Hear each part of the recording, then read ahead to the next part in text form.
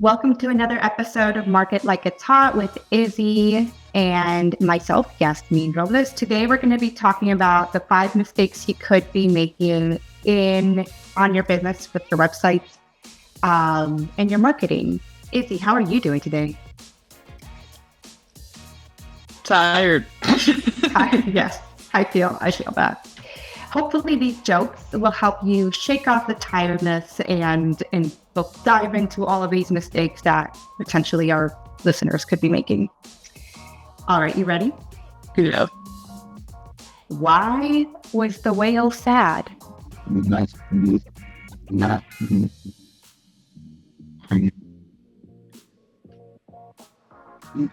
Why was the whale sad? I don't know. It lost its porpoise.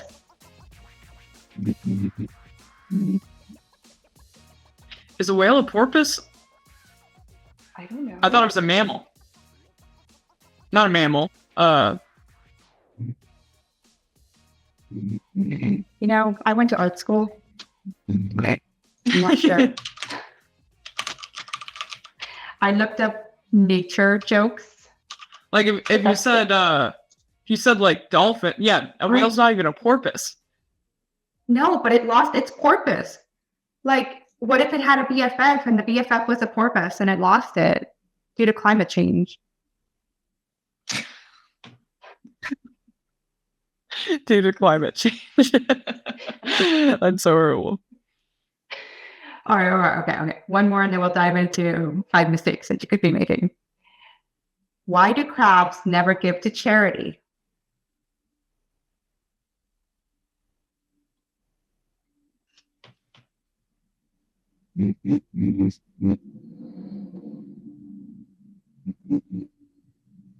Oh my god. It's on the tip of my tongue. It's something like, why do crabs never give to charity? Yeah. It's like they always have like a pinch on their money or something. Like it's something like that, right? Because they're shellfish. Oh. It was so easy. I should have gotten that. We don't should on ourselves, Izzy. I know. But I was just like, I was thinking like Mr. Krabs from like SpongeBob, and I was like, what would some BS be that he would say in an episode? You know what I'm saying? I know that like SpongeBob shouldn't be my reference for like living, but why not? I think I grabbed a ton of like life lessons from SpongeBob.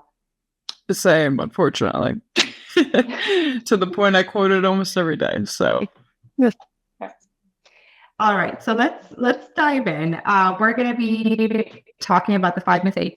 Izzy, tell us about our subject matter today. What are we going to be talking about? We're going to be talking about the 5 mistakes or 5 marketing mistakes local businesses can make and how can they fix them. Okay. And why this matters, 81% of local consumers research a business online before buying them. And even if, I've been to networking events and I will meet someone and I will immediately research them online and look at their website and be judgy about it. So yes, these are some of the mistakes that you could potentially be making. Mistake number 1, no clear marketing strategy. What? You need marketing strategy? Why is this a mistake? I know it's shocking that you need marketing strategy, but you do need marketing strategy. Some will operate, like, since we're in marketing, we're all about marketing and we're constantly doing marketing. But if you're someone who doesn't do marketing for the main portion of your job, you're probably not constantly on top of it. Let's just say it like that. So it's easy to forget about that. You sometimes need to operate with marketing. Most small businesses operate without a documented plan. 60% of people admit to this, actually.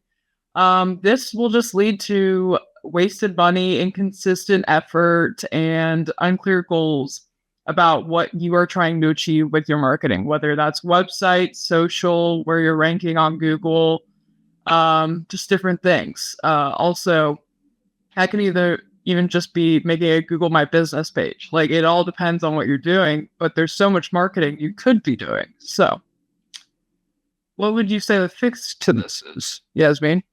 I think, honestly, the number one fix is really defining your audience. And I feel like, I mean, we live it. So I feel like I'm saying it over and over again. But before you spend any money, do you really know who your audience is? Do you know them better than they know themselves?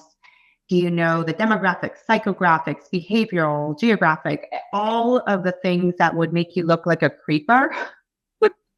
In any other sphere in marketing, it's called defining your audience. And then setting specific goals. So you can't just, for example, hire someone and say, hey, post on social media more often. You're probably just going to be wasting your money. You really need to define who it is that you are targeting and then set specific goals for example, for that social media investment. And then choosing the right marketing channels where your customers are and what their intent is at that moment. So if you are particularly a small business lawyer, but you're posting a lot on Facebook, your clients might be on Facebook, but also think of the intent. Are they thinking about business, or are they thinking about stalking their rival from high school and seeing how much better you are now? Not that I would ever do that, but just from hearing things around, people might want to do that.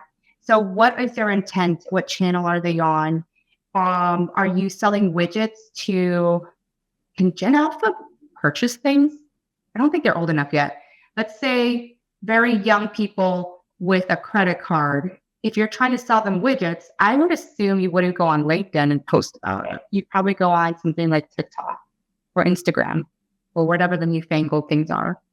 So choosing the right channels and then creating a simple, just a written plan or calendar of all of your goals. So if it is social media, create a calendar and then write down where you're starting at. So if you're at 0 followers and your goal for next week is 10 followers, great. Now you have a plan and you can make pivots depending on that.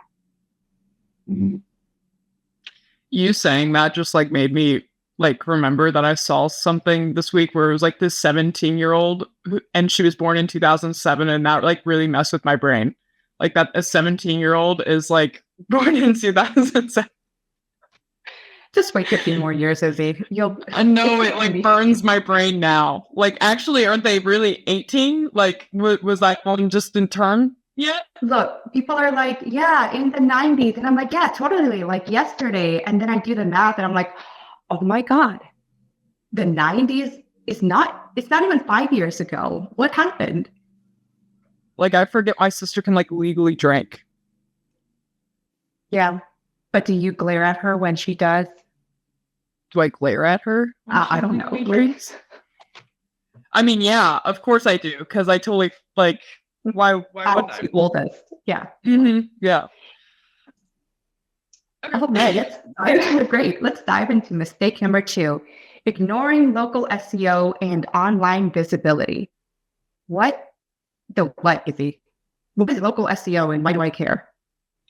Local SEO is how you're going to be found in some certain searches or by Google or anything really. So, that can either be on socials or just, Google as it is. So if I typed in, I don't know, tattoo shop near me, okay? If I haven't set up any SEO on my website or created a Google My Business page or have done anything really marketing-wise to build my branding and marketing, I probably wouldn't get the search result of the one that I can look out directly across the street to and then, find them if they weren't doing any of that marketing. So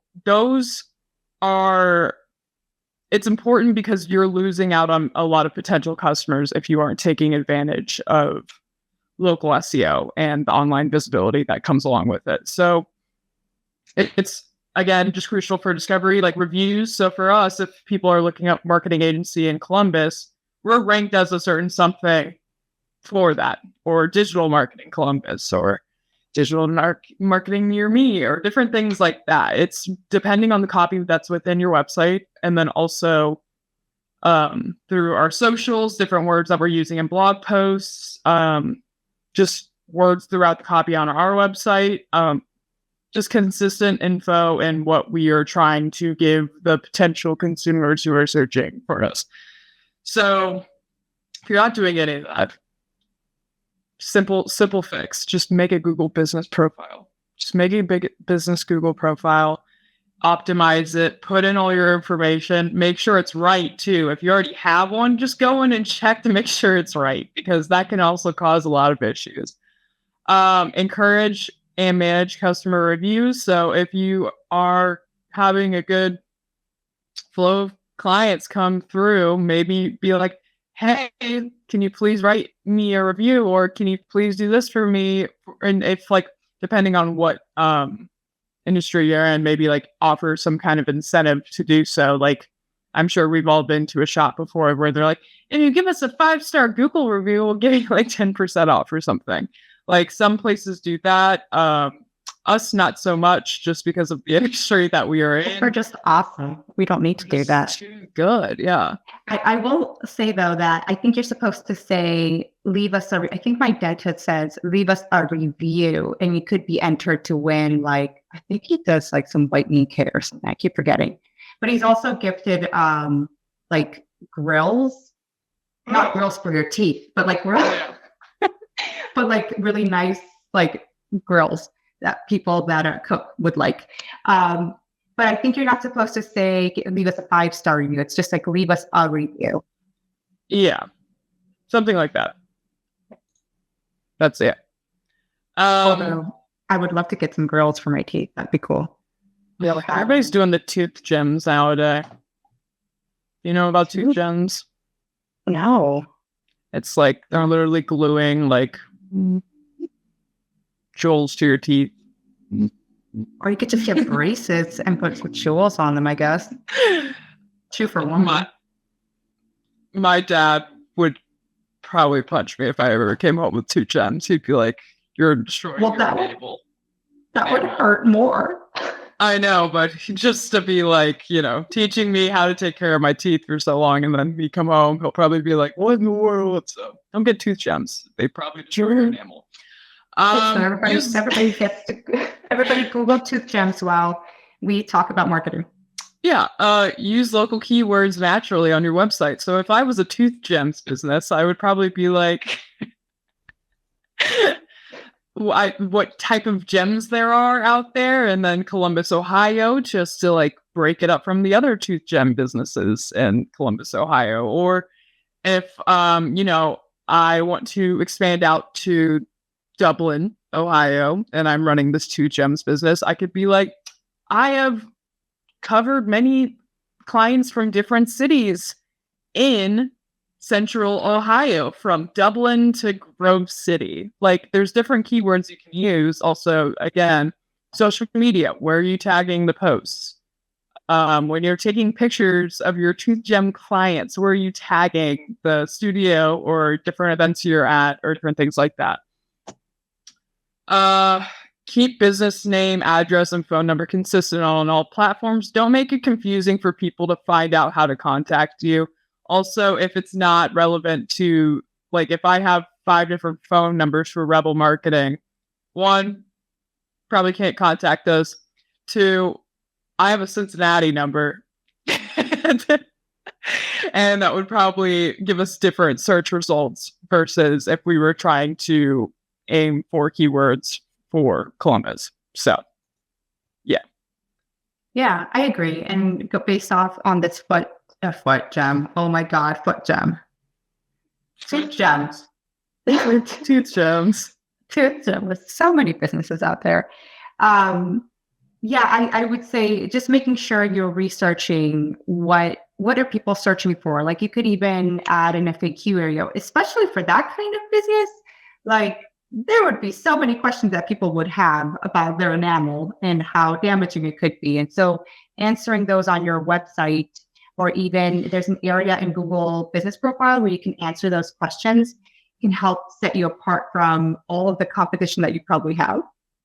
Yeah. For all the tooth jammers out there, if you need marketing help, probably don't call on me because I don't know. I don't. If it actually does destroy your enamel, like I just don't get the point of it. So, actually, I'm in big support. Please work with us. Anyway, Who needs kids these days? exactly. We're all gonna die of microplastics and cancer anyway. Might as well go out with some dazzling teeth. Anyway, mistake number 3: neglecting social media and community engagement. Yasmin, what do you have to say about that? Just if you have an inactive or poorly managed social media, this just makes you look like you're just out of touch. Maybe you aren't even in business anymore. If you haven't posted in a while, if it's the wrong address, if nobody's even engaging with your social media, worse, if people are engaging and then you're not speaking back, like you're not engaging alongside, you're just kind of ignoring all of the comments. It just makes you look like, I don't know, sleazy and again, out of touch. And customers really they expect you to be online and they want to engage with you.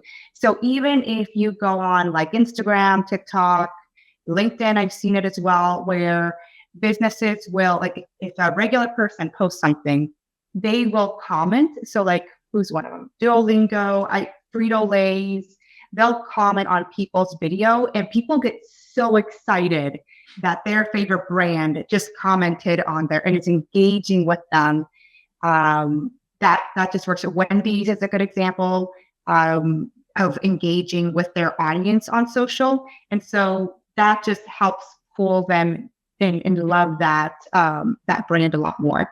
So making sure that you are easy to find, making sure all of your handles are somewhat easy and cohesive to find as well, because you can find us at like My Rebel Marketing. But if it was My Rebel Marketing in one place and my _rebel_ market, I don't know. If it was all different on all of the platforms, it's hard to find as well. So you want to make sure that they're all consistent. Izzy, do you have anything to add? No. I think you covered it. Yeah.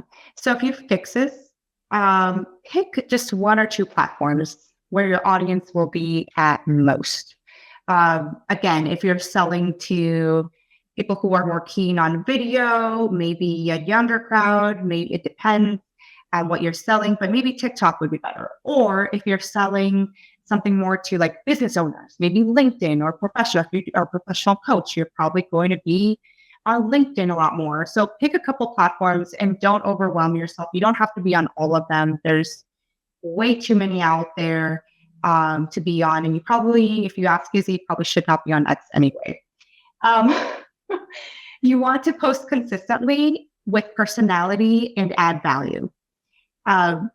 You could, for example, LinkedIn, if I post 3 times a week and I try to add some value, I add an image that has some personality, so not just some boring infographic, or if it is an infographic, how does a caption captivate people? I guess that's the caption. How does a text really add to their day? What can they learn from it? Maybe they don't learn from it, but they can say, you know what, I've been there. I can feel that, right? And then engage with the comments, comment back, look at your local pages and groups, and just make friends. Just blend online activity with community involvement, share it online, like just actually treat social media as community building. And that's really, I feel like, where that difference lies between just neglecting and then just posting for posting's sake and really creating a following. Agreed. All right. So Izzy, mistake number 4, forgetting about email marketing.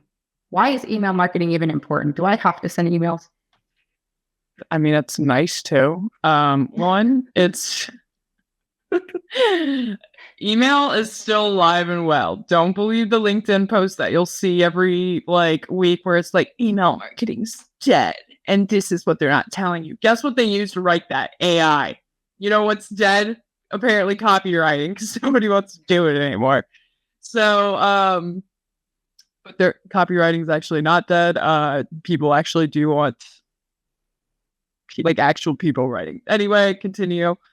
Email is still one of the highest ROI marketing channels for people. So either you send out a monthly newsletter about what's going on with the business. Maybe people forgot about you or what you're doing, or maybe you're like, oh, I just did this talk on, I don't know, socials, and they're like, oh my gosh, I do nothing with my social media marketing. I need you to come work with me. You know what I'm saying? There's different things right there and just a monthly newsletter. Well, let's say we were like, hey, we have this free, I'll just use us as an example, free marketing audit. And through this email, if you sign up, you can download this marketing audit and you get that for free. Great. Now they're constantly engaged with us. Or for, let's say, like a real retail shop, they send newsletters to send you deals and different things that are going on. If it's a restaurant, maybe there's different events going on that week and they want to notify you. It is a pretty sure way that people are going to get content from you. So many small businesses don't build a list. One, because they're like, oh, I hate email. Oh, I hate emails too. If you send me 50, don't do that. If it's just a normal one, that's fine. Don't send me 50. Or maintain a list. They have people signed up, but they don't maintain it. They're not seeing what the bounce rates are. They aren't seeing who's actually signed up. Is it bots or is it actual people? What is this list for? And why are you sending it to these certain people? It's all different things. So might be being like, oh, so why, or how do I fix all this stuff that you just brought up? Is a great question. Collect emails via the website. What is on your website? Collect those emails. Hey, contact us. Hey, sign us up. Those CTAs are there for a reason. Use them.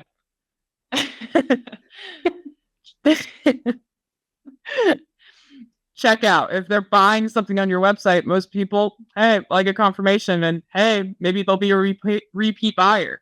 Boom, you have a whole segment right there of customers who could become repeat buyers. Or hey, you left this in your cart. You ever receive one of those? Because I have. And have I gone back to it? Yeah, probably. So just keep those people too. Sign up incentives. We've all been on a website and they're like, hey, if you give us this email, we'll give you 15% off. And then we're like, yeah. And then all of a sudden I'm on everybody's email list in the world because I got a 15% off. These are things that we do and we just don't think about it for our own businesses. So do it for your own business. Use email tools, MailChimp, Constant Contact, Flowdesk. I'm trying to think of others. Circle. ConvertKit. Yeah. ConvertKit. Circle has a email. Yeah.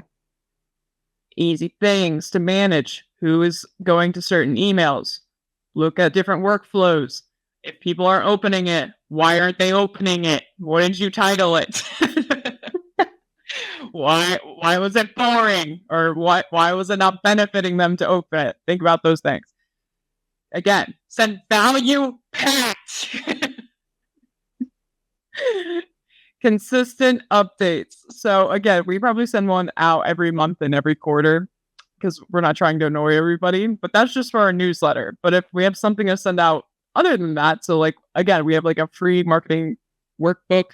We have different lists for marketing that people can download and sign up for an email. With the marketing workbook, there's emails that go out for it where it's Yasmin talking them through it. That is value packed. That means they're going to open up that email because of how value packed it is. Include a clear call to action in every email. So how are they going to come back to this email, or how are they going to engage with your business? Let's say like today, I don't know why, but I was like, I really want a pair of Converse sneaker boots. I don't know why. They would look horrible with any outfit that I would probably try to pair them with, but I was really passionate about this issue for about 20 minutes. So while I was eating, I was like, man, if I had like a sign up maybe for this like Converse ad that I just got, their button was nowhere to be found in this email that I received to just like immediately go and check with the Converse like what did I call them? Sneaker boots. There was no immediate button underneath to check how much the price was. Okay. And so then I had to take an extra step because I was really passionate about this, but most people aren't. Most people aren't passionate about when they're just like, oh, that's cool. They won't go search further. And guess what? Since that button wasn't there, a lot of people probably clicked off that email. So include a clear call to action. If you have sneaker boots on sale, Converse, tell me and give me a button so I can immediately click on it. And that's how I feel about that. Mm-hmm. I like that. I like that. You also really sound really passionate about email marketing. The only thing I will add, and that you touched upon segmentation.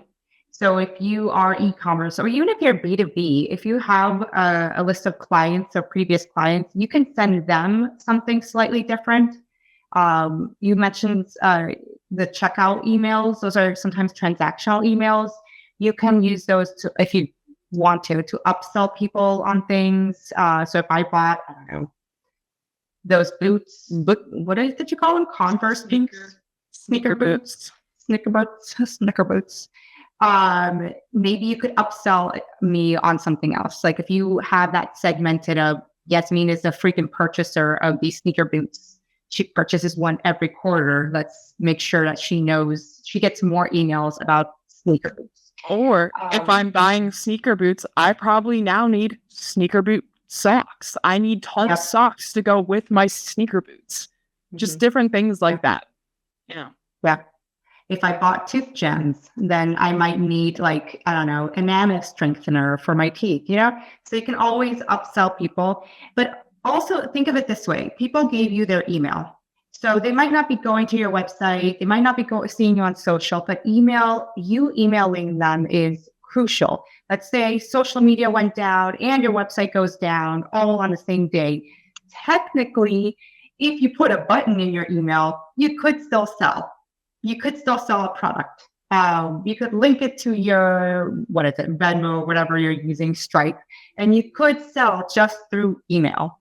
But, just email is just so powerful. And then segmentation is another beautiful tool where you can figure out who's that biggest fan and what did they really like hearing about. And then purge your email list. If you don't want to be paying for extra people on your email list, some of these platforms, they will charge you per person. And if you have 10,000 people and only 100 of them are actually reading your emails, get rid of the other ones and then start adding people that actually want to hear from you. Yes. Those are my 2 cents. Let's move on to mistake number 5. Yes. Try to DIY it all. I know I am very bad at this. I try to DIY a lot of things and then like shelves are installed crooked. And my husband has to redo everything. In marketing though, Izzy, what does this mean? Well, marketing is its own real full-time job. And there's different aspects. What? Yeah, it's crazy, right? And there's different aspects to marketing where it's like, oh, 3 people should be doing that, right? And then once you start to figure this out, you're like, holy crap, I'm burnt out and I can't do anything because I'm so overwhelmed. So don't do that, 1. And 2, don't put that on one person for your company. I've seen lots of complaints, and that's on a different podcast episode, so I'll just leave that at that. But don't overwork one person. They're all on LinkedIn talking about you. Anyway, believe that outsourcing is too expensive and no one else can do it right. I guarantee you somebody has made a brand guide in your company and it wasn't you, and they have a pretty good understanding what the company is and what their branding is and what their tone is and different things like that. And honestly, outsourcing most of the time is cheaper than hiring somebody. If you were to hire somebody probably for way less than you should actually be paying them, it is still cheaper to outsource marketing work most of the time. I would say about 90% of the time it is cheaper to hire than actually bringing on somebody, onboarding them, different things like that, and paying them a salary. And yeah, so the fix is identify the marketing pain points and tasks, and you can delegate them. So I don't know, like today I didn't feel like scheduling stuff, so I made our intern do it. Hopefully, And my nicely. sister. But it was like I had a lot on my plate with different things. So I had to move that work to her because guess what? She already had the emails done and other things. So it's finding out who can take on that work for you when you don't have the time yourself. Hire help, an agency, freelancer, or consultant. We do websites. We do audits after we're done with the websites. We do SEO when people don't even know about SEO at the beginning. You do copy, blog posts, social media. Some of those are just one-time projects and some are recurring. Help. And a lot of other agencies do the same thing. Would I say ours is better? Yes, 1,000%. I will die on that hill. But I'm not biased or anything, so just know that. Use local resources like workshops and small business development programs. A lot of chambers have different people speak about marketing. There's a lot of courses you can take online or even locally about marketing. A lot of marketing agencies. I am so tired. I'm blanking on words. A lot of marketing agencies. It's because we haven't gotten that Red Bull sponsorship. Yeah. I know. I'm gonna DM them and be like, can I please? But anyway, B12's low today for sure. But a lot of marketing agencies will put on these certain workshops and different things to help other businesses have a better understanding what their marketing is missing if they need it. And they give out a lot of free resources too. So just look that up. Look that up and see if anything's happening near you. Yeah, go ahead. No, nothing. No. I was going to say, I agree. I mean, I've been in business. Oh, shit. I mean, oh, darn. How long have I been in business? Not 13. 13 years? I don't know. It's been a long time. It's over 10 years, guys. So when you're a solopreneur, you have to really, it's hard because you have to pick and choose. Like, I'm not going to be on every single platform on social media. I can only be on one. But as your business starts to grow, you need more tasks come up, and that's where the overwhelm can happen. And we're not saying don't hire someone, but I would say it has to be either strategic and there's additional costs. Just as a business owner, hiring someone, then you have to, let's say, get the platform, figure out W-2s. How are you going to pay them? How often do you pay them? Taxes, unemployment. So you get to do all of that. Or if it is a project that's like a 6-month sprint, so we do support businesses with like 4 or 6-month sprints. If they're launching something or if they hit a plateau, we can come in for like, let's say just 6 months, help you get off that plateau, that growth plateau or slump, if you're in a slump, and set you up with the right foundation. The other thing that Izzy mentioned, a couple of courses and workshops, something that we do, and you can request this of other agencies as well, is we do, I think ours is a little bit more in depth, but again, not biased at all. It's our audits. So our audits will look at everything from the website tech all the way to your LinkedIn and engagement and all aspects of marketing and give you a roadmap. So even if you think you know what, I can't afford to hire somebody for an agency for 6 months. As cool as Izzy is, I don't have the budget for that, but you can get Izzy to do that audit for you and give you a roadmap so that now you can say, okay, here are all the gaps. Here is where Rebel Marketing thinks I should go, what I should focus on. And now you can strategically pivot your business and decide if maybe it is just a VA that posts more on social, or maybe it is that you need a brand photo shoot. Those kinds of things are available to you as a small business owner. And definitely there's workshops everywhere. Chambers host them all the time. So make sure you're taking advantage of those. Yep. Izzy, close us out. What should we not forget overall? Don't go no strategy. Don't ignore local SEO. Don't ignore your social media. Don't neglect emailing. And also don't try to do it by yourself because it's a lot of work. These are all fixable, just one improvement at a time. If you need any help, once you're like, maybe you're listening to this podcast and you're like, man, Izzy's so right. I can't do this by myself. Well, guess what? You can just reach out to us. You can give me a message on LinkedIn, or you can go on myrebelmarketing.com and send us a email from there, or just hit the contact button and even get a free workbook. And guess what? It's free and it walks you through everything. And what we just talk about, free resources. So take advantage if you're able to. So, yes. Yeah. We also have this thing called a podcast that you might be listening to.